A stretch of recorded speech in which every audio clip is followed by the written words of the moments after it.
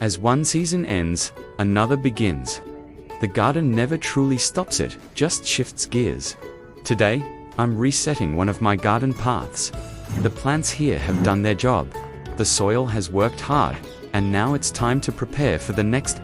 Chapton will be clearing out the old plants, refreshing the soil, and planting new seed steps that might seem small, but hold an incredible amount of potential.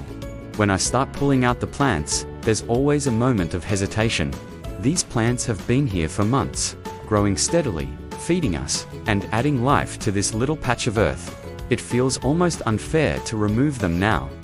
But that's the nature of gardening, knowing when to let go.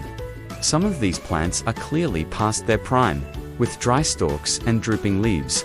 Others still look green and healthy, but I know their time is up. Everything in the garden has its season, and part of being a gardener is recognizing when one season ends to make room for the next. As I pull each plant out, I can't help but think about what they've contributed.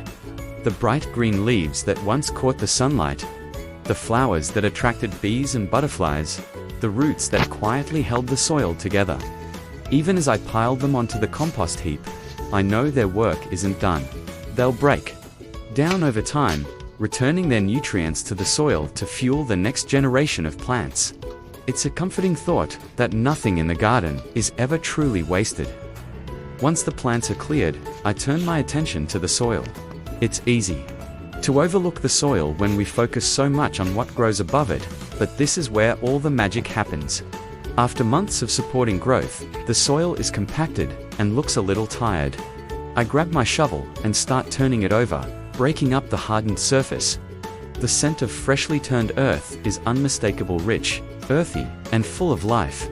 It's one of those small pleasures that only gardening can offer. Adding fresh soil feels like giving the garden a fresh start. I spread it evenly, smoothing it out like a blank canvas. There's something so hopeful about this moment. It's the promise of what's to come, even though nothing is visible yet. Gardening is all about patience, after all, trusting that the work you do today will bear fruit, sometimes literally, weeks or months down the line. Not everything gets removed though. The spring onions are an exception. These hardy little plants are like the overachievers of the garden. They've been pulled up with the rest, but they're far from done. A quick trim, and they're ready to go back into the soil. There's something incredibly satisfying about replanting them. They settle into their new spots like they've been there all along, ready to keep growing without missing a beat. And then, there are the surprises. Like this garlic bulb. I didn't plant it higher. Must have been left behind from last season. It's been quietly growing in the background, unnoticed until now. Garlic is one of those plants that always feels like a little miracle. You plant one clove, and months later, you harvest an entire bulb. It's a reminder that even small efforts can yield big results. I peel it back, revealing the cloves inside, and replant them carefully. Each clove is a tiny promise, waiting to unfold. At this point, I take a moment to pause. The path is cleared, the soil is refreshed, and the garden feels calm and quiet. There's something special about an empty garden bed. It's like standing at the beginning of a journey, full of possibilities, but with no clear outcome yet. Gardening teaches you to embrace that uncertainty. You can plan, prepare, and plant, but nature always has the final say. Now it's time to plant new life. Today, it's cauliflower, broccoli, and kale, 3 crops that thrive in cooler weather. The seeds have already sprouted into tiny seedlings, each one delicate and full of promise. I plant them carefully, spacing them out to give them room to grow. It's a quiet process, but there's so much hope in it. These tiny plants don't look like much now, but with time and care, they'll transform into something remarkable. It's humbling, really, to be part of that process.